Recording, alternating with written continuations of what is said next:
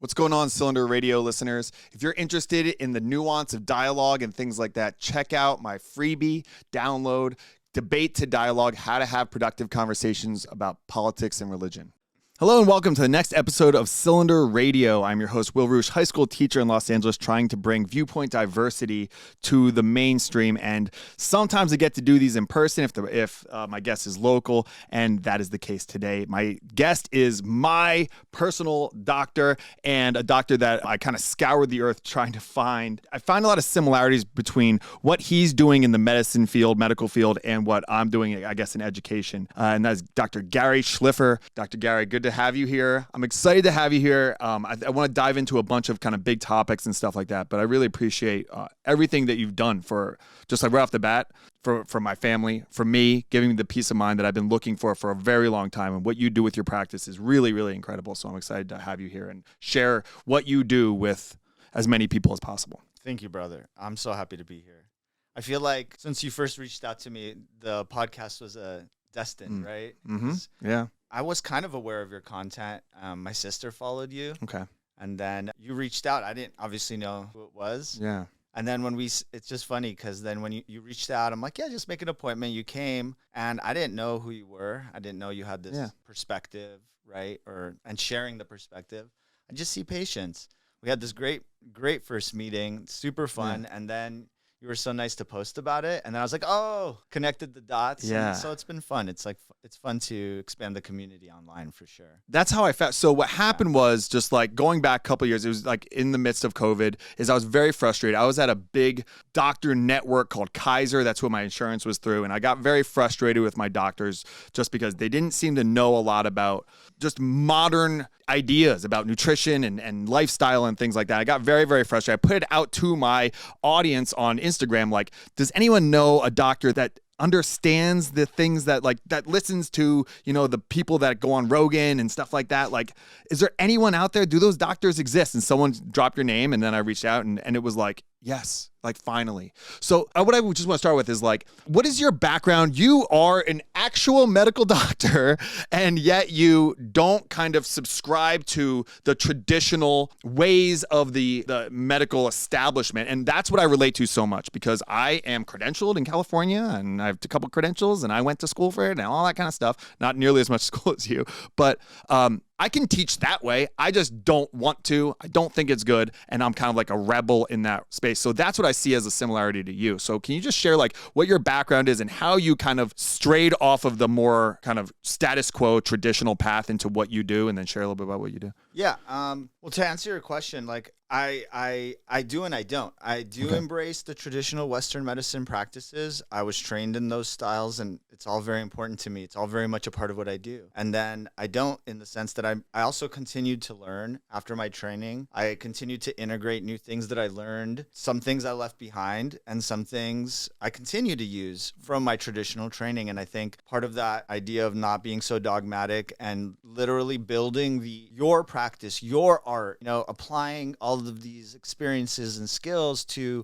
what I'm good at and what I can bring to people, right? Because you can't be everything to everyone, and especially being a doctor. So I'm traditionally trained as an internal medicine physician. I went to medical school in osteopathic school, so doctor of osteopathy, which is cool because I trained in Phoenix, Arizona, which was a great place. Can you explain what that is? Osteopath, like, yeah, an MD and a DO. So they're equivalent degrees in America. They're equivalent degrees in most of the world. I think there's maybe some countries left where DOs don't have the same practice rights. Historically, it was a group of physicians like 100 years ago that sort of saw the way of practicing medicine differently, incorporating physical medicine and other alternative medicines. That then became not such a different distinction. Like by the time I was in school 15, 20 years ago, like it was just a different path to get your doctorate. So for example, I finished my osteopathic training, and then I did internal medicine residency at Indiana University, which is traditionally an allopathic or an MD internal medicine training. And there's two routes of board certification, osteopathic and allopathic. Okay. It's all very confusing and probably not that interesting. Well, I don't know what that. Well, more just like I don't even know what these things are. That's kind of like what it is. It's so complex. I think most people just go like, I don't know, they're a doctor, I'll just listen to them. It's certifying bodies. So there's two equivalent degrees, and there's certifying bodies. They had separate certifying bodies to get your boards. Interestingly enough, over the last few years, they merged, and all residencies in America are certified by this sort of joint body that's the allopathic and osteopathic. So even since I graduated, the distinction has become less significant, if it was at all significant. My training, though, after med school, is a traditional internal medicine doctor, where I got trained in a very high level, very intense training program in Indiana at the VA, at their academic institution, at their public hospital. So it was a really interesting, robust experience. And then when I came back to California, I really didn't feel like subspecialty training made sense for me. I didn't feel like the Western medicine approach really made sense. I had a lot of problems with how they did residency and the experience, which, again, probably not interesting, but I was sort of frustrated after my training. Like the frat hazing part of it? Yeah, I mean, I don't mind working hard. I think there's a lot of silly hierarchy. I think there's a lot of resistance to change. You know, I think that academic residency is not very applicable to actual medical practice, and very few clinicians stay in academic medicine. So having all the training so academic feels disconnected from like reality of being a doctor. And seeing patients every day. Yeah. And it's okay. Again, I learned a lot. It was a big learning curve once I left. And it took a really long time to build Evolve Healthcare. I started my practice right away. I was working like nights in the hospital because I'm trained as a hospitalist. That's what internists are generally trained to do, hospital physicians. But I wanted to do primary care. So I started my own practice. It took forever, years and years and years. Yeah. You know, started the Sapien concept, the Sapien diet and lifestyle with Brian Sanders, who had a podcast. And so that got me into the podcast community, and he created an online community around Sapien, and it really the community grew. It became a big part of my practice because people were coming to me for sort of nutrition, alternative medicine, lifestyle medicine guidance. Yeah. And that's so fulfilling and amazing. Like, what a gift that people connected with the way I looked at nutrition, perspective I developed just with Brian. We were fraternity brothers. We went to UCLA together. He's a really smart guy. He challenged me. We talked about it. We kept talking about it and learned and read books, and it was a whole thing, and it took us a while. And now, many years later, it's definitely something people come to me about. They ask about, families tell other families about, because it's a fun and easy way to think about lifestyle medicine. That sounds so reasonable, Doc, but it's really rare. Like, because my last podcast, the young woman, we just graduated from high school, and she basically had a teacher that taught her how to critically think, and she started coming up with these, ideas, realizing these things that weren't, along the lines of the status quo, and she was ostracized from her peer groups and stuff like that. And I was like, how dare this teacher get you to critically think? It's so strange. And one of the things, like my taglines that I always say is the education system is designed for you to exchange your curiosity for compliance. Because if you think about what a good student is, it's someone who does what they're told. They sit down when they're told, they remember things, and I worry about how that permeates throughout all of society. Of what we're building are the people in these positions of power are the ones who are the most obedient. And I wonder if that's something that trickled into the medical field, and is that part of what you kind of push back against, is that element? Do you see that element of just people kind of doing what they're told, not critically thinking about the whys and challenging what is out there? Yeah, I think, yes, that was my deal, but I also very much embraced the hierarchical, traditional I think there's so much to learn. It's such a deep practice. Like, so medicine, this keeps coming up in my personal life. People really take for granted that I'm a doctor, that I can kind of talk about this stuff really easily, make medical decisions rapidly. Yeah. I've been training for, better part of 2 decades to do that, right? So much goes into it, so much experience and knowledge. And it's like people forget what responsibility it is to be a physician. Even if you're talking about these people that kind of get a bad rep, they work for an HMO, they do a lot of protocols, they have to follow a lot of rules. Still, it's their medical license. They're in front of patients. They're making decisions. They're guiding people. It's a big deal, right? So people are so hard on physicians, one way or the other. I used to be, I think, a little more hard on physicians. I think I'm becoming much more sensitive to the fact that it's like a very, very difficult, nuanced job. To that point, the training that's hierarchical and has a lot of like structure and has a lot of like people, you need that because you can't possibly in a paragraph explain what's going to happen to this patient over the next few years. That takes a ton of reps and a ton of perspective that you kind of have to get by immersing yourself in it and having someone guide you. So I do think it's very, very important. I think it's it used to be just like that. And then people would go and they hang their shingle and start a practice. And that's where the art of medicine comes in, right? Where you got to figure out how to navigate people and the time you're in and the tools available to you, because they're going to be different than your training environment. I think that's where it gets lost, right? So you go through this traditional training model, you get this really intense experience, but there's a saying that 90% of what you've learned by the time you're done with your training is irrelevant. It's out of date,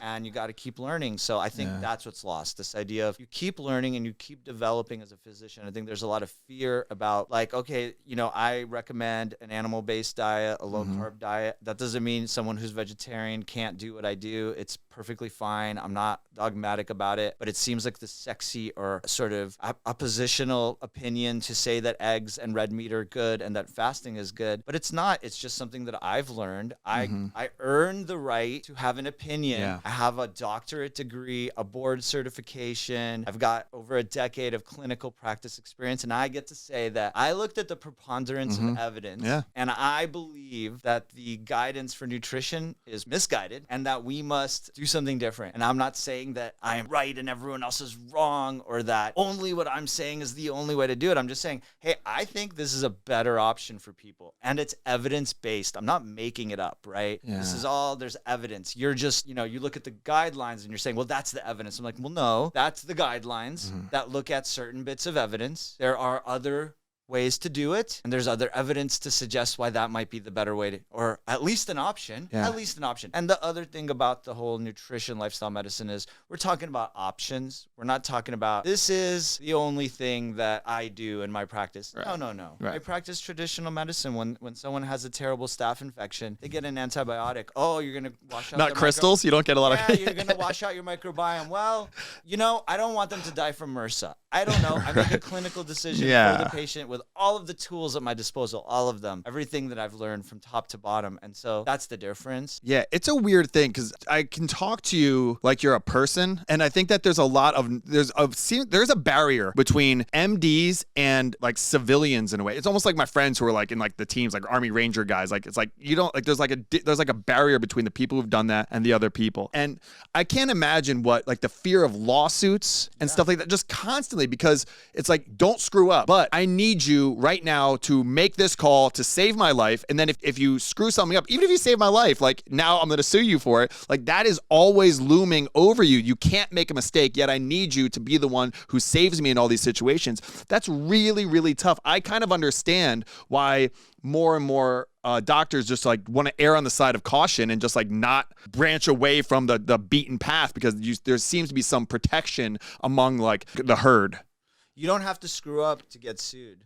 Yeah, or be accused of being sued. I just happened to me this weekend. A patient's family declined in a situation that was not safe for them. They got sent to a nursing home. They did not like the nursing home, and they threatened me and accused me and were like threatening lawsuit. And it's like, well, I know I didn't do anything wrong. I did everything right. I spent all week helping people, and my whole like vibe and I get these nasty messages. It makes me so sad. And that's what the people don't understand. Kind of echoing back to what you're saying. Yeah. People don't understand. I spend all my time giving and working, and I'm not looking for, oh my God, thank you so much. No, this is my job. I love it. This is what I do. I get so much satisfaction from it. But when like a doctor does something that you don't like, or doesn't order something, or there's some miscommunication, to be extremely aggressive and offensive, which a lot of people have become, not just in healthcare, everywhere. There's a vibe, there's an aggression building within our society. You comment about it all the time, on different spaces of the world, right? But I feel it in medicine, and that's what people don't understand is like, that you don't have to do anything wrong. I do everything right, and they get mad, and then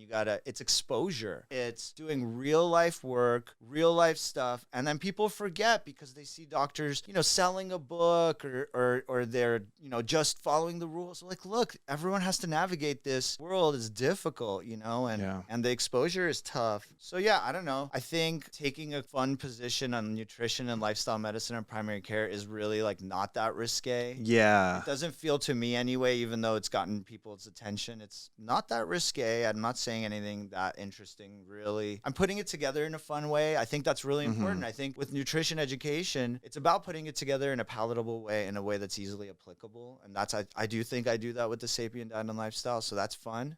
my patients respond to it. How much formal training did you get in medical school on nutrition? Because I've talked to medical doctors, parents of my students and stuff like that. And when I talk to them about nutrition, these are brilliant people, brilliant men and women who have been in the medical field for a long time, medical doctors, stuff like that. And they're like, you know more about nutrition than I do. And a lot of them are like very unhealthy. They're openly admitting to that and they said that they didn't get much training. Is that accurate? Yeah, like the common saying is less than 4 hours. I'm sure I got less than 4 hours. I can't really remember learning much about nutrition. Okay, it was a weird yeah, how is that possible? Because they teach you about physiology and biochemistry and macronutrients and micronutrients, and that's like the science of it. And then you switch to clinical medicine, and clinical medicine is driven by research studies and clinical practice and various guidelines, and not necessarily anchored in like basic science, right? So much of what I think about with nutrition is I'm thinking about the biophysiology, the biochemistry. Yeah. You know, a lot of the things we talk about is hormone management, like effects of insulin and all that.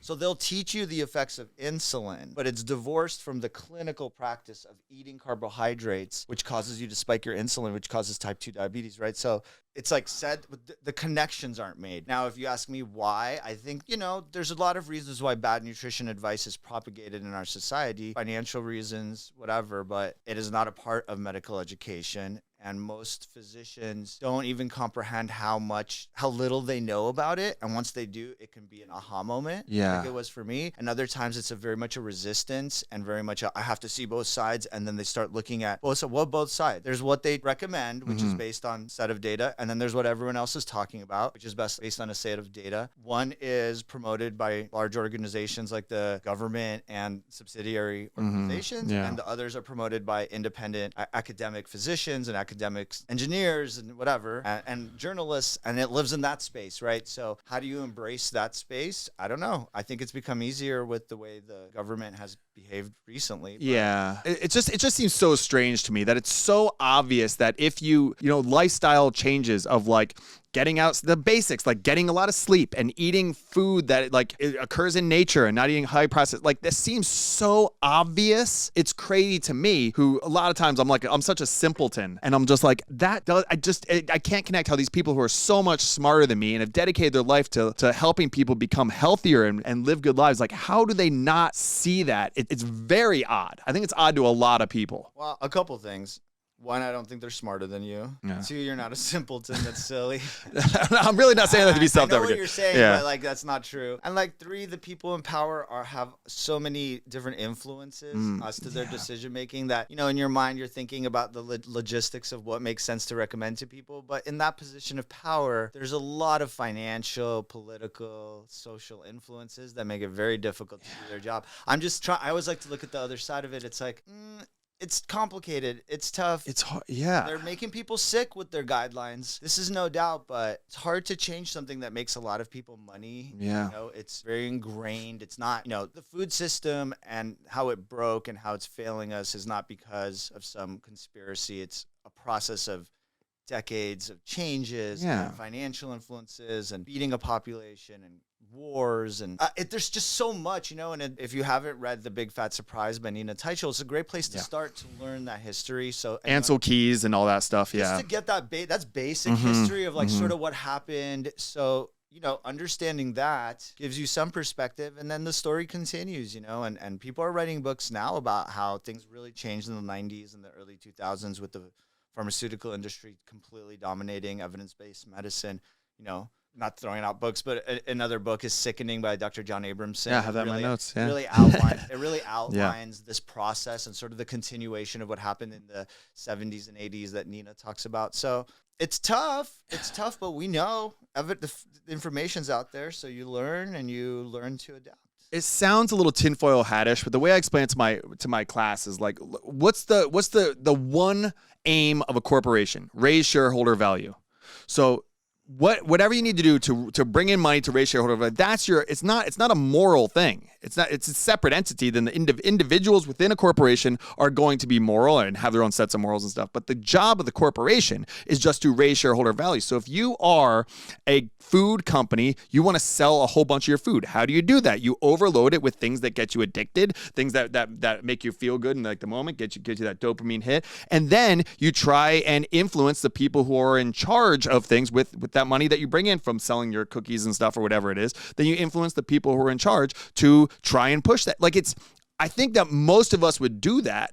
I mean, it's not, hopefully it'd be something that you believe to be right, but it's not that crazy when you actually start breaking it down. It's not tinfoil hatish at all. It's very reasonable, actually. It's just the way it seems to be. But then the downstream effects of that for a population are catastrophic. I mean, 100%. And I think that logic of we would do that if we were in that position. Yes, the corporation has a goal. There are regulatory entities that should be honest about the quality of our food. And if they were so, then they would continue to optimize our food system, right? So I don't think it's the food companies' fault, quote unquote. I think that there's a lot of regulatory capture where, for them to keep making more and more money, they're able to keep pushing the laws and the rules towards their favor of financial. But like if the regulatory agencies were honest and the government was honest with the food situation, you could mold the system towards a still financially viable and much healthier model, right? Vegetable oils don't need to be the primary fat. We can accept that we were wrong about animal fats. We were wrong about our understanding about oils and fats in general. We really screwed up with hydrogenated oils. Now we're still screwing up with the vegetable oil situation. So we can change that, and companies will modify and start creating all sorts of products that are healthy fats. Yeah. You see that a little bit on a small scale with the popularization of, animal-based diet or, ancestral diet, right? But that's small scale. If the government and the regulatory bodies actually acknowledged the real fallacies with the food guidelines, simply speaking, the fat recommendations, cholesterol recommendations, and the kind of fats that we should be consuming, the consumption of sugar and carbohydrates, processed food specifically, but you can also just handle that with carbs recommendations. Very simple recommendation, don't eat carbs. And you can, but you shouldn't. You don't need to add them, especially sugar. So it's some really simple stuff, encouraging fasting, introducing people to fasting, not for everyone, but making that more of like this part of a diet thing instead of, no, there's nothing else except breakfast, lunch, and dinner. That's the only thing. Like, no, there's not. That's a little silly. So a lot of it can be modified. I give simple, a lot of that is attempted. Again, Nina Teicholz, this lady who wrote this amazing book, trying to promote changes in the government for, I think, the better part of a decade, not moving the needle at all. Nothing, no changes at all. That's alarming. Yeah, well, that's what I'm doing here. That's what you've kind of in some part dedicated your career to, and that's what I am too. I mean, it's that kind. It's not just about that information, but that's a metaphor for all of this stuff. So let me ask you, because pharmaceuticals, we can't talk about the medical field without talking about pharmaceuticals. It's so big. And my question for you is like, how much of being a doctor is connected to pharmaceuticals? And then how does the regulatory capture thing happen where the FDA gets its majority of its funding for its drugs, for like how to regulate drugs from the drug companies? Like, how does that even work? How does that happen that the person who's supposed to be regulating the companies is funded by the companies? I mean, I get why CNN won't, say anything bad about Pfizer product because they're brought to you by Pfizer. That's the news, quote unquote. But when it's in the medical field, how does that, and the government, how does that happen? So there's two questions there, but I don't know how it got this way. I think I only got a perspective on how dire the situation was by reading Sickening recently. Okay. And I guess the fact that gets me is that 96%, something like that, all evidence-based research in healthcare is drug company funded. Yeah. So that's all you need for regulatory capture. So I don't know, did they price out the government's funding? Did the government take away funding and make it so that you can't apply for funding for things that are not, going to be, highly monetizable by a drug company? It seems like the story happened in the late 90s, early 2000s when I was not a doctor. I think that is fundamentally the problem, right? So much of what we're recommended and told what to do as physicians comes from evidence from just that limited body of research, which is drug company research. But the professors in medical school know that, right? I mean, does it matter? I mean, you follow the evidence that you're told to present. This is what you have. This is the evidence you have. And there's other evidence, but if you're told in medical school, so another thing I bring up often is, the top 10 funding from public med schools, the top 10 donators are food companies. Yeah. So is the food company in cahoots with the drug company? This is all where it gets a little tinfoil hatty. I really think it does sound tinfoil hatty, but it's not. It's basically simple. It's if the drug companies need to sick people to keep selling their drugs, the food companies guarantee the people are sick by eating bad food. Are they consciously doing it and consciously making everyone sick? Well, we've known for decades that people are dying from heart disease and diabetes and strokes, and cancer rates are going up. We've known this for decades and decades. There's no like magic here. The magic is you look at the chart of when we changed the nutrition guidelines to what they look like today, and you see skyrocketing rates of chronic disease. Yeah. So that's about as simple a chart as you can get. There's no conspiracy there. There's no. They're not forcing you to eat the whole bag of cookies. Come on, where's your self-discipline? That's very libertarian. Like, what, we not allow cookies now? So just moderation with cookies, or something. Like maybe they can justify it that way. I don't know. You're not even forced to follow the guidelines. Eat what you want. Yeah. Eat what you want. But here's the guidelines. What people don't realize is when you create guidelines that allow certain amounts of sugar and certain kinds of fats, then that is what food products are then made out of. That is what the expectation is. So if that was just it, but then they'll also make higher calorie things and even more. They're going to, like you said, there are companies trying to compete with other companies. So they're going to find the more palatable thing that gets people more into it, eats more. They make money by eating more. So it's tough. It's tough. Yeah. It's a tough situation. Do you know what this reminds me of is there's a Radio Lab episode called The Rhino Hunter about, I don't know if you heard it, but it's about this guy who bought a tag to shoot an endangered like white rhino in Africa. The guy's name was Corey Knowlton. He spent $750,000 to kill this white rhino, and there were all these protests and stuff like that. They pulled that down. What basically was that money was going to go to making high fences and park rangers and stuff. And that would actually save a lot of rhinos. And I bring this up to my class, and they're really upset by that. They're like, why don't people just donate? Why didn't you just donate the $700,000 and not have to kill the rhino? It's like, I hear you, but that's just generally not the way it works. Like, why don't we just fund these, diet studies and nutrition studies? Like, who? Like, are you gonna, like, you got to get something in return. And the only one who is willing to put up the money for that kind of stuff is someone who's going to get something in return. Who would get something in return? Someone with an agenda. What is that agenda? And it's something that you can monetize and something that you can make some money off of. Like, that just seems very human nature-y. I don't know the way around that other than just like rich philanthropists that are just trying to do the right thing. Yeah. I mean, I stand by the motto of nothing in life is free. Yeah. There's just nothing is free. Even the rich philanthropists, there's going to be some hooks. There's going to be some obligations. I just don't think anything in life is free. And I think that the not acknowledging the problems with the nutrition system, we as a society are paying the price by chronic disease, by relying on pharmaceuticals and continuing this like industry of like sick care. We're all paying the price, It's just very hard to. You can communicate like one person at a time, but on a public health level, there's a lot of powerful forces, right? Yeah. So the only way it's ever going to work is if it's financially viable. So the real smart people, like I'm really impressed with like Mark Sisson, who created Primal Kitchen. Yeah. I think that's really amazing. He took, a bunch of sauces and condiments, made them in the highest quality, sold it to Heinz because he built enough of a following and enough of a market and got it in Costco. And now I can get really high quality mayo and ketchup and dips and marinades in every like Sprouts and different stores and Costco. So that's how you do it. You do it by not by saying everything should be free or we should just give it away or you're just going to make a sturdy rule. I get it. You can't do that. But, you convince people, you change the markets.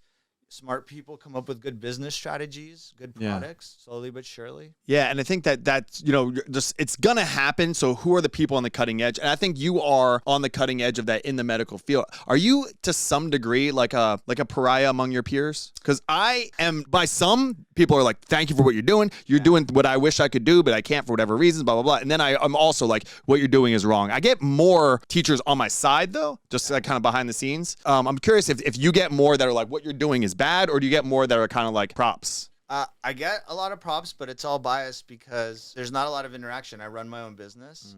I have multiple conventions or anything? Not really.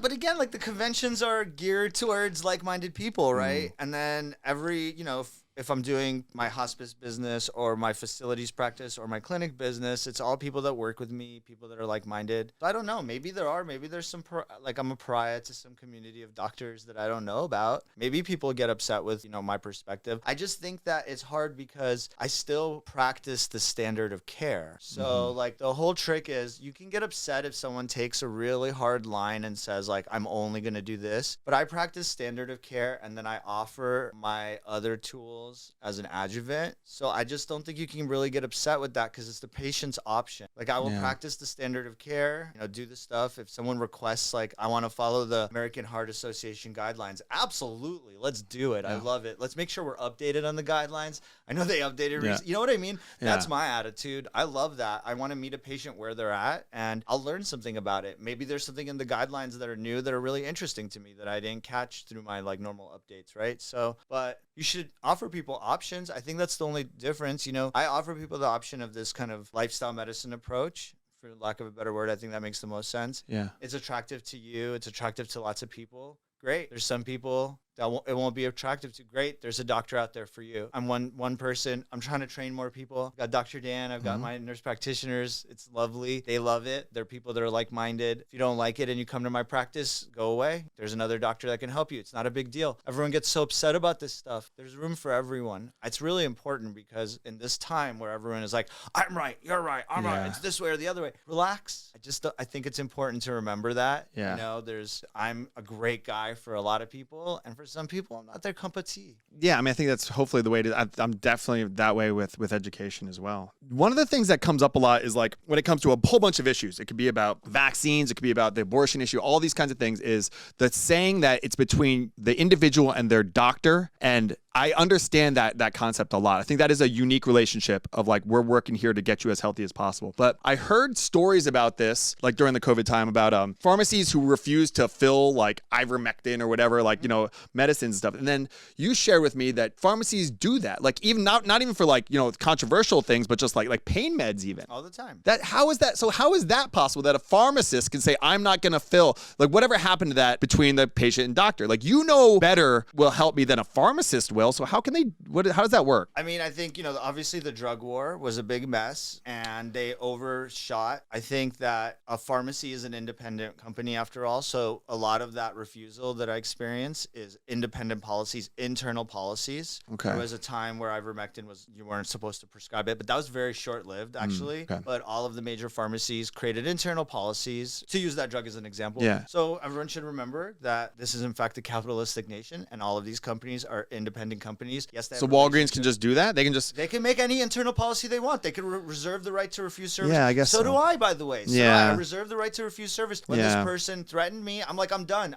I can't work with you anymore. I get that right. I'm in a free country. I think there's like some freedoms here that are important. But you're bound to the pharmacy because you can't give, like, if we you can order at a different pharmacy. But if there would be like a monopolistic situation where all pharmacies, they all become Walgreens or something like that then they would, because you can't actually like make the pills yourself. No, I mean, the pharmacy has an important role. I think they have to regulate themselves. Yeah, you guys have to merge together to some way, work together. They have to regulate themselves though too. There was a lot of mistakes made. Yeah. I get it. Maybe I think they're overshooting a little bit with the battle with the doctors, but it's okay. It doesn't bother me that much anymore because it's a real problem. So I think it's okay. I think over time we'll figure out the right balance there. Right. The ivermectin thing is a whole different discussion, but on a general idea, Yeah. in a more general idea, like pharmacies got a lot of heat. They made a lot of mistakes. They got to try to right the ship. Maybe they're overwriting the ship right now a little bit. I think it's small potatoes as long as we don't have another opiate crisis where, massive amounts of highly addictive and toxic substances are prescribed around the nation. As long as that doesn't happen and we work towards something that works for doctors and patients and pharmacists. Yeah. So today I'm very optimistic because I feel like it's all, and I think that's your message, right? I think maybe that's where it comes from. You're always looking for both sides. You're trying to work it out. I think when you have a discussion about a lot of this stuff and you actually listen to people that are in the weeds dealing with it, there's a lot of solutions. There's really a lot of solutions. I think it's difficult because, especially in healthcare, a lot of decisions are made by people that don't know what they're talking about. That's what I was harping on you about that point. Like, like I'm a layman and they're not. They might be smart, but it's like there's not good decision making happening when it comes to healthcare. Hospitals have poor decision making. Clinics struggle. It's very hard to run a clinic. I've made many mistakes. But we look at doctors as something different. We just do. I think a lot of people, especially uneducated people. I had Chloe Cole on my podcast who was like a detransitioner when she was very young. It's a heartbreaking story, but like her family's not very educated. They have a bunch of kids, not like a ton of resources. And they were just like, whatever the doctor said. Yeah, whatever the doctor says. I think there's a lot of people like that. Whatever the doctor says, I'm going to do. And that's a lot of power in the hands of doctors, and like they don't even know where to begin to push back. Yeah, I mean that power is leveraged by large organizations to create certain things to happen in the healthcare Yeah. system. It's a lot of power, but it's all you can modify that, right? You don't have to listen to everything your doctor says. And a lot of people don't, even if they say what you just said. A lot of those people are not actually going home and listening to the doctor. True. It's tough, man. It's tough. It's a really delicate, intricate experience, the doctor-patient relationship. Yeah. So, when I finished my residency, that's what I wrote about. I wrote an article, if people could find it. It was like the breakdown of the doctor-patient relationship. So to get to it, it's like, that's the problem. I connect with my patients. It's becoming increasingly more difficult as I get busier, but I think podcasts are a route for people to get to know me quickly. Yeah. And I think it should be more popular. Yeah. And I think more doctors should do this. And I think they should be less afraid. People will then understand their perspective. And then people that appreciate that can connect with them, and you can create better doctor-patient relationship. Yeah. I want to talk about your practice to close out, but real quick, I need to just go into, and I think that the broad strokes, COVID could have been done better. So what do you think were the things that aren't super taboo, or that we can kind of acknowledge now, that you think in the medical industry, people are going like, okay, this we could have done better? Like, are there any like broad strokes things about COVID that you think that people who were doctors, who were making a lot of those decisions fucked up? Yeah, I don't think anyone messed up. No? I would say what happened is a lot of amazing evidence came about our immune system and about how our bodies and our society responds to viruses in general. And I think there's some amazing data. Thank you for that approach. Yeah, that's the way to look at it. Yeah. Yeah, and I think there's some really amazing data to support certain supplement regimens. Forget about the medications that are controversial. We don't even need to talk about that, because you just asked for some things that are very simple, and these are very simple. Yeah. Vitamin D, D3, K2 supplementation, the importance of zinc and quercetin and NAC, vitamin C, obviously, the importance of even just basic, rinsing your nose with an antiseptic showed to be really effective for something like that. These things can be extrapolated to other viruses, I think that's really important. And then the metabolic health thing. I think the metabolic health is obviously the biggest risk factor, having, comorbidities. Comorbidities are almost all related to metabolic dysfunction, whether that's obesity, diabetes, cardiovascular disease. It's interesting because everyone harps on smoking, and that's like less of a factor for a respiratory virus. So again, if I could say two things that are not controversial, they are simple, they should be more talked about, more embraced, is the importance of supplementation. Our food system is broken. Our lives are abnormal. Supplementing micronutrients and vitamins is essential, because you cannot get it from your food or get it from the sun. It's a long, complicated conversation, but you can, but it's difficult. Good luck. And then the importance of your metabolic health, which is obviously why we're talking, eating appropriately, exercising, your mind state, your spiritual state. All of that is part of lifestyle medicine. All of that is what I talk about in my clinic, my podcast, and sadly not a big part of primary care Western medicine, but it can be, and I do it. It's fine. It's not that complicated. I've talked to, just throughout the years, because I'm so grateful to have the platform that I do, and I can reach out to people, and then just people I talk to a lot. I've talked to Uber drivers, talked to my neighbors. My neighbor right here is a pharmacist, and I talked to him about what I heard from a lot of COVID nurses who were there, like on the front lines with the people in the ICU from COVID. I heard all of them. I mean, it was 100% of the people I talked to told me it was a metabolic disease, that the people who really struggled or died from COVID, this is, again, anecdotal, but they said 100% would have trouble, breezing up 2 flights of stairs. Yeah, it's not anecdotal, right? Because we know the number of comorbidity data, the correlation. Again, we're not here to talk about that. It's obvious. You don't need to go digging that far. It's been published in major media journals. So nothing controversial here, you guys. Right. Just saying some simple stuff we learned. It'll continue to be important. Yeah. COVID is quote unquote done. It's okay. It will continue to be important. Your metabolic health, your mental health, your spiritual health. This is all you got. And it's like, it's not indifference to people who are struggling through that. Actually, what I see, it's not. Let's go. Yeah, I'm fascinated by the doctors who have the patience, because I have like family members and friends who are like very unhealthy. They make every bad decision they could possibly make, and the patience that the nurses and doctors have with them I don't have it. Yeah. Like, it's incredible how it's like you don't blame them. It's just like, let's work together, like that kind of stuff. But it's like so patient with these people who've just been making bad decisions, compiling bad decisions. Like it's really noble that so many doctors do that.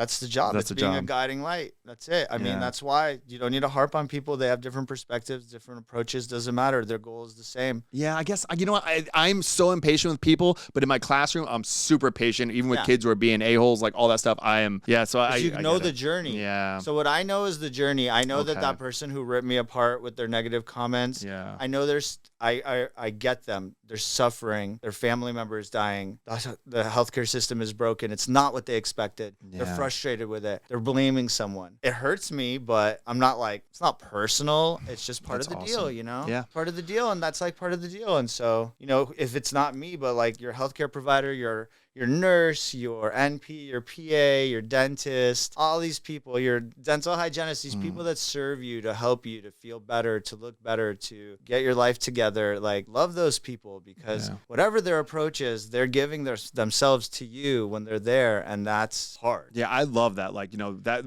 like early COVID when they're like, they're superheroes, and then pretty soon a bunch of them were not superheroes, but like the ones who are, you know, like they're super. I love that because it's like, yeah, my gosh, like people wearing all the PPE, being in the hospitals. I am conflicted, doctor, because I love your office. It is unlike, my wife goes there now. Like, it's unlike any doctor's office I could ever have even thought of. Like, there's no rush. You guys sit down. It's whether it's you or one of your nurses or one of your do you have PAs or NPs? PAs, NPs, my other doctor. It's hard, man. You know that. But they sit and they're just like, "What's going on?" Like, it is unbelievable. And my office managers yell at us, and it's difficult, and it's huge challenge. They're trying to schedule everything. Yeah, it's hard. But I'm conflicted because I try to promote you because I believe what you're doing is important, but I also want to be able to get an appointment. You know what I mean? It's like a conflicting thing. It is a difficult challenge to say the least. Yeah. Where do you think I like that we're in an optimistic mood today. Part of what's going on now, I guess with the invention of the internet and everything, is now there's information. So the Twitter files, all that kind of stuff, it's all just coming out. And that is something that brings about rapid change. And we're being optimistic today. I like it.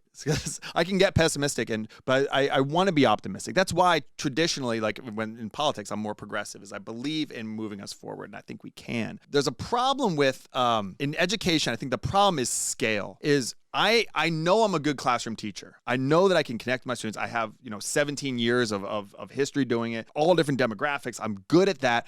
I don't know what happens if you're a great classroom teacher. Like, where does that go? You almost have to get out of the classroom and write a book or something like that to really get that to everybody. Because if I'm good at teaching 100 kids in a year, I should be teaching 10,000. But how do you really do that? Because a lot of it is personal connections. And I think about scale a lot. And I think for what you guys are doing at Evolve and what you do as a doctor is really hard to scale. And it seems like you're kind of rubbing up against that problem now.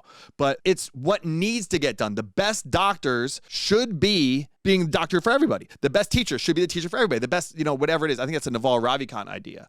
I know you're kind of figuring it out now. You might not know, but how do you scale what you're doing? Is it you connect with other doctors and you help them and urge them to open up their own practice that's along the same lines? How does that? Yeah, I mean, that is actually the magic question, right?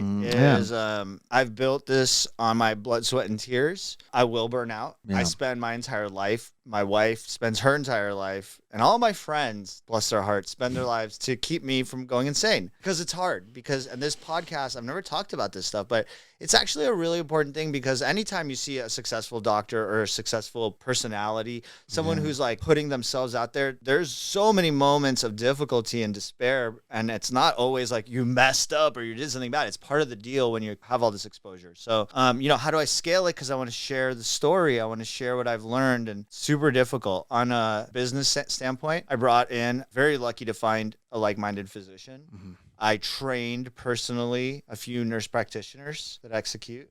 Hopefully they stick around. And I continue to try to bring in my team and grow my team. My best friend is my business manager, and in an effort to expand the business and kind of trying to add different components to the business that are critically important to our healthcare system, which I think probably we've run out of time, but I'm really passionate about mental health. I think mental health is the most important thing I can do now after the lifestyle medicine, and is really just lifestyle medicine because most of your mental health is driven by your lifestyle. However, I do believe there's a huge role for psychedelic medicine. So I'm actively actively working. It's on the list. I'm actively working on developing. I have a current ketamine-assisted psychotherapy program and working to expand and scale that, because I think, wow, long-winded way of saying, the primary care stuff is incredibly hard to scale. The same exact thing as what you're experiencing, being the teacher in front of someone, power they feel from your passion and your education, and scaling that, whether that's like on a video or a large group, you just can't, right? It's really hard. So I can train other people. I can think about writing a book. Seems a little overdone to me. Honestly, Brian is working on a movie and I'm a part of the movie, Food Lies. I think that's some version of this, of expanding myself. If you guys haven't heard about it, check it out. Foodlies.org, hopefully coming out this year. He's working super hard on it. I'm a big part of that. Huge mental health problem, right? So we haven't talked about this, but the pandemic and mental health is really the issue in my eyes, the primary issue. The metabolic issue, as we have talked about, is rapidly modifiable with some political power. And so my message will stay firm, but what can I do outside of, spreading the message? But mental health, there's something there. We can do better. We're very, if we're bad at nutrition and we're bad at certain things in medicine, we're very, very bad at mental health. And let's be honest, that's also not controversial. There's a reason why the VA, the government-funded VA, is paying for the MDMA studies and participating with MAPS, and psilocybin studies are also government-sponsored. That is because the mental health pandemic is extreme and horrifying. Those numbers are far more scary than anything you can ever imagine, and I will not bore you. This is something we can talk about in the future, but it is horrifying. I have found that psychedelic medicine and psychotherapy, specifically psychotherapy paired with certain psychedelics, can be life-changing and transformative and can get people off of daily medications and give people at least some guidance. So really passionate about that and bringing that to market, and bringing that to market in a thoughtful way, an evidence-based way, it should be mentioned. So awesome. I don't know how, that's awesome. I mean, I'm going, I told you I'm going to the Psychedelic Science Conference in June. I saw Rick Doblin was on Joe Rogan recently. Like,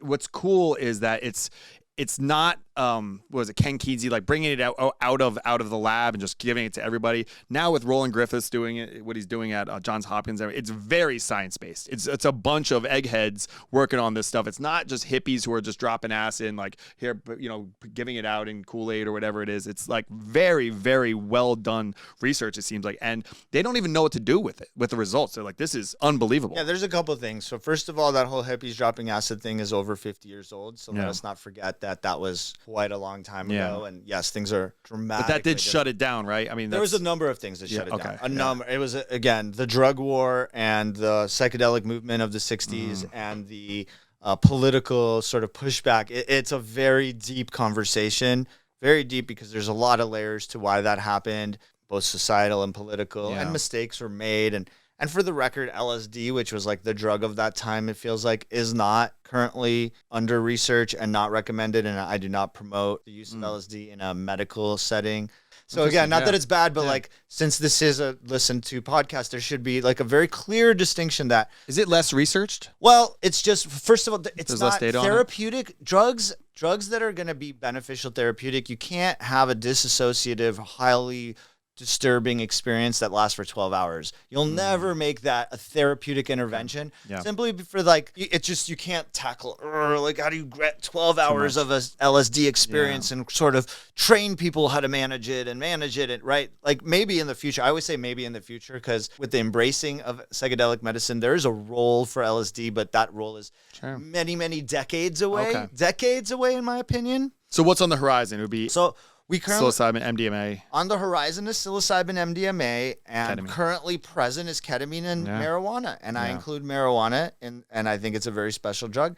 Ketamine is one of the safest and most used drugs in the world for a variety of purposes. And there's a specific indication and a specific protocol and procedure that can be used with psychotherapy called ketamine-assisted psychotherapy, with great evidence for the basics: depression, anxiety, substance abuse, right? Then you have MDMA, which is overwhelming data, especially for PTSD, especially important for our veterans. But not just our veterans. People struggle with PTSD. I mean, it's a very big issue. People, survivors of trauma, etc. We can think of many people that suffer from that. And then psilocybin, which might actually go a little bit more the way of marijuana with more recreational use. However, guided psilocybin experiences are incredibly powerful and really consistent with thousands, tens of thousands, maybe hundreds of thousands of years of human evolution with these substances. So specifically, I'm talking psilocybin and marijuana. So there's different, there's different substances. I'm only mentioning the sort of 4 that I like to talk about simply because they're prevalent, they're relevant. Yeah. There's clinics that exist with them. There's people out there doing them, and they will be very soon becoming available. So yes, there's ibogaine and ayahuasca and a multitude DMT. Thank you. Yeah. There's a whole it's a whole world, you guys. But I do think that, again, like my sapien thing, it's about starting to grasp it. And how do you start to grasp it? Well, if I give you everything, it's oh my God, right? Where do I start? But look, everyone knows these 4 drugs: LSD, MDMA, psilocybin, and ketamine. Most people have heard. Marijuana is a part of that too. Those are the 5 I sort of educate about and talk about. We can talk about it more if you want, but that's where my head is at to try to make a dent in people's mental health in addition to lifestyle medicine practices. Yeah, well, it's nice to hear you, an MD, talk about it. Just an anecdote is I was really sick in my early 20s when I first moved to California. I had intracranial hypertension, a very weird thing where my brain was making too much spinal fluid. They didn't know what it was. So, but I was in a lot of pain, and I was in so much pain, I couldn't eat, and I was nauseous all the time, and they gave me nausea pills. And my buddy, I smoked pot in high school and then gave it up. After freshman year in college, and I hadn't smoked at this point for 4 or 5 years. And my buddy who was out here was, whatever, a pothead or a stoner. And he was like, you should just smoke. I was like, no, I can't keep food down. And they gave me nausea pills, and I got to a low point. I'm 6'3". I was down to 165 pounds or something like that. And I remember I couldn't even keep water down. I was in so much pain. I took it was some sort of anti-nausea medicine, whatever the cliche, the common one is. And I threw it up, and I looked in my toilet, and I saw the nausea pills, and I couldn't even keep water down. So I got on the phone, I called my buddy, and I was like, hey, Sean, all right, I'm in. And he's like, yes. He was so excited. He's like, he's back. Because I would smoke pot from time to time, to say at least in high school. And then he's like, I'll be at your house in 30 minutes. I was like, you live 45 minutes away. He's like, I'll be there in 30 minutes. He shows up with 2 big pizzas and like a bong, like a water pipe. And I was like, all right, let's do this. And I got high, and I ate an entire pizza and kept it down. And what that did for my body, I hadn't been able to have a real meal in, it probably been weeks. It was not good. I was in a low state, and none of my doctor at the time gave me anything other than pills and just saying try to work through it. They were at a loss. And then that was in 2007, something like that. So I was like, how can you say that there's no medical benefit to this? I can argue validity that it saved my life. So how can you possibly say it doesn't have a single medical benefit as a Schedule 1 drug? Because that's my experience. I couldn't even tell that story until recently, especially in front of my students and stuff like that, because marijuana was illegal. But that's an anecdotal story that it absolutely, I started putting on weight right away, and then I started smoking pot from time to time just to keep an appetite. The same guy that did that when we were in college, his girlfriend in college, her dad had cancer. And we were in Pennsylvania, where it was very, I had friends who got locked up for having a seed in their car or a pipe. And he would leave Penn State, where we went to college, and drive to Philly to give his girlfriend's dad pot so that he could eat and keep weight on while he was on chemo. And he had to do this. And he was basically smuggling drugs. It's unbelievable. These are just personal experiences that I've had, and they're probably all over the place. So I like the direction that we're going in with this now. That was an experience I had that I never shared before. That was it's so clear that this is not what I've been kind of sold that it was. Absolutely. Yeah. I grew up, and I've spoke about this publicly. I grew up using marijuana, being told it was bad, always kind of internally worried. I started when I was 16. Yeah. And always kind of worried with every step of my career and my life. Oh my God, I'm going to get in trouble, this and that. Every time I'd let it go, I'd struggle with stuff. I'd find different tools, but then I'd always come back to this as a tool that was very benign. Just seemed so benign. Yeah. I would use it and go for a long run and meditate and feel clarity. Right. I would use it and be able to focus. At least for me, I could focus very well, and my recollection is incredible. And people are bizarre, how? And I'm like, that's how my brain works? Yeah. And so there's a lot of people like that. There's a lot of people where it doesn't work like that. Right. And that's the whole thing is we should have freedom to learn about these things and make educated guesses and then make better educated guesses and do research. So a lot of the issue that I have with the categorization is you can't do research on these Schedule 1, and that's a really big problem because it means that the thing that you find so obvious is going to be very hard to prove, right? So, you know, so drugs are tough.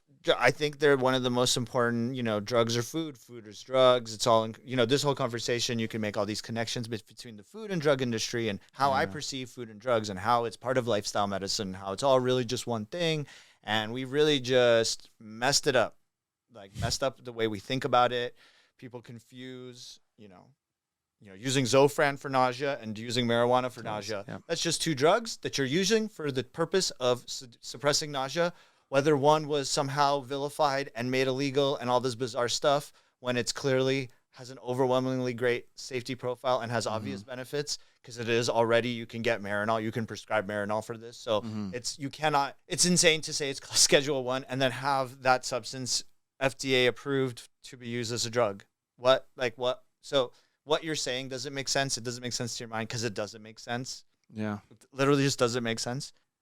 So we talk about marijuana being approved to use as an anti-nausea medicine, as a pill that's pharmaceutical, but the plant itself is illegal. Doesn't make sense. Ketamine's a drug used for anesthesia and sedation, incredibly safe, used in kids. Yeah, they use it for children, right? To sedate them. Yeah. Overwhelming because it doesn't cause respiratory suppression. It's so safe. You could use it in kids, right? Right. It's not... It is not patented. It was invented in the 50s. You cannot make money on it. So if you said, "Oh, I am approving it for depression," you're not going to make any money on that. So Johnson & Johnson got the S enantiomer of it, which for chemistry buffs, it is a mirror image on a chemical level, one mirror image of the chemical. If you extract that mirror image and purify it, Johnson & Johnson owns the patent on that. The efficacy is the same. Obviously, it's the same compound. It's just in reality, there's mirror images, enantiomers. Yeah. Again, whatever. S-ketamine was patented by Johnson & Johnson and sold to Spravato, which is ketamine approved for treatment-resistant depression. Me having a ketamine clinic, giving people ketamine while ketamine is not FDA approved, the S enantiomer is. That is the same thing. The evidence used to get S-ketamine approved was the ketamine evidence of many, many decades of ketamine research. So there it is. Yeah. And that's the conundrum we are in healthcare and why it's very difficult to understand pharmaceuticals. And then you start thinking about insurances and how people get stuff approved and what's generic and not generic and patented. Yeah. Oh my God.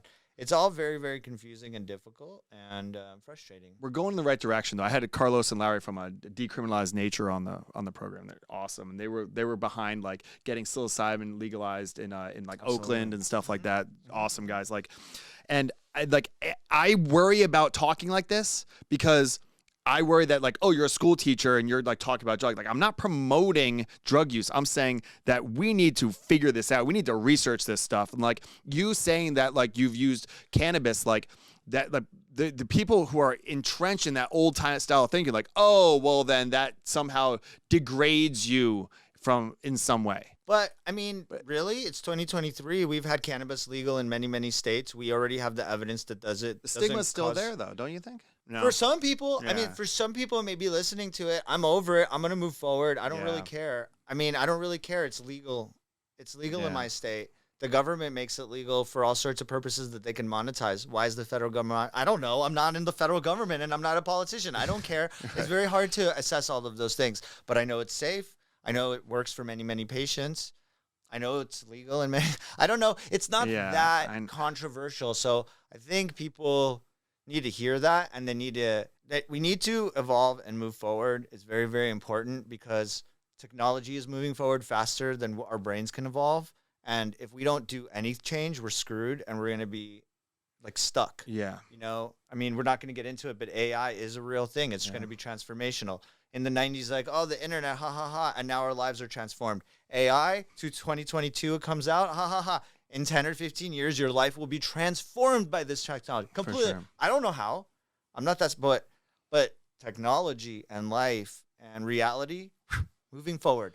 It's time to let go of some of the past and move forward. And that's bipartisan. Yeah. And people don't challenge me much on it, even like in person, because like I love Dr. Carl Hart and stuff like that. And like he's given more, he's the head of like neuropharmacology or something like that at Columbia, or he was the head of the professor there. But he's given more like doses of illicit drugs to human like test subjects than anyone on the planet. And he has his take on it. It's like, what is your research based on, like Bob at Starbucks? You know what I mean? Like it's this idea of thinking that they don't have background for it.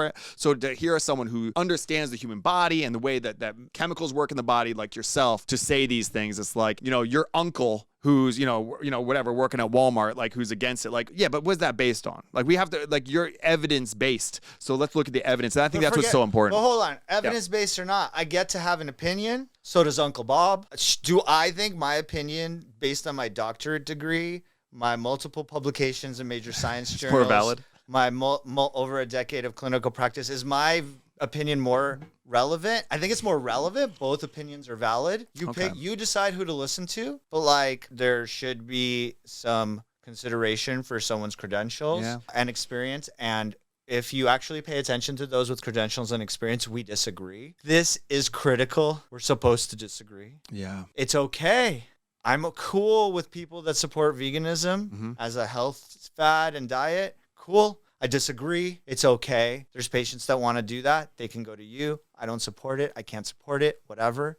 Doesn't matter. I'm not for everyone. Yeah. You support a certain way of thinking about teaching kids. Some people are going to get upset. Your kids don't need to go to you. There's a million kids. Yeah. Millions of kids. There's lots of kids. We just talked about how we can't scale ourselves. Yeah. Right? I think on some level it's being honest to yourself. Like we are honest to ourselves about how we want to, what kind of ideas we want to promote, kind of ideas we want to let into our minds and fester and then share and spit out the feedback from those ideas. It's going to piss some people off. It's not. If it wasn't genuine, it wouldn't piss anyone off and no one would care, right? But they care. We're probably not right about everything. No, yeah, that's a great way. Like that's a great way to tie it together. Yeah, I mean, that's what cylinder radio. That's the whole point of this, is like the three-dimensional, the complexity of it. That a doctor is going to promote a vegan diet because they might have seen studies that you didn't. They might have had anecdotal experiences that you haven't. Plus, bodies are so diverse. They're so different. Like biologically, we're all different. And like some, the Diaz brothers or whatever, the fighters, they live a vegan diet and it seems to work for them. Other people, it doesn't work at all. So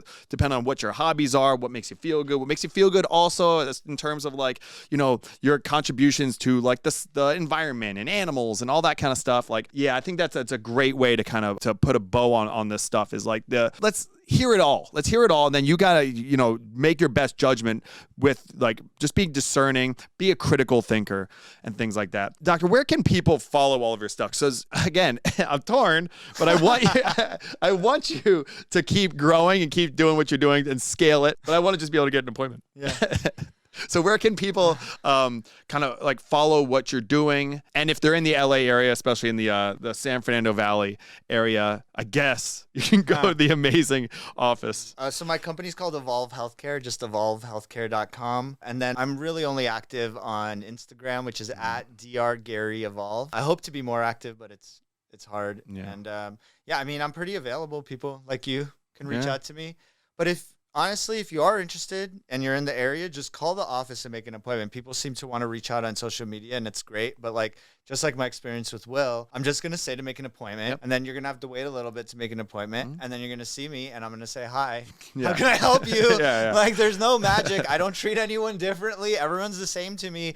If someone is willing to take their time out of their lives to schedule an appointment with me and come and sit in front of me and like do the thing, I'm just going to be the same to everyone, because it's not fair. It's not fair to be like, oh, Will has some influence or whatever. I don't care about that. It's like, you have invested your time into me. I'll give you the time I have. I wish it was more time, but I'll do what we can. And that is what it is. And I do think it's probably more than a lot of people are doing, but I don't know. I don't actually think about that. I just do what I think is right for people, and I'll continue to do that as long as I'm allowed to. It's awesome. I really appreciate you being here, giving your time to sit down and talk to me and share kind of your perspective with the audience. And just on a personal note, I deeply appreciate you, your office, and everything that you've done, because it's I've been looking for it for a long time. I have a crazy health history, so I'm a weirdo and feeling lost about like where can I go for help, and you've helped me with that, so I really appreciate it, man. Thank you so much. It's my pleasure, man. Yeah, getting to know your family, it's lovely, and it's what it's all about.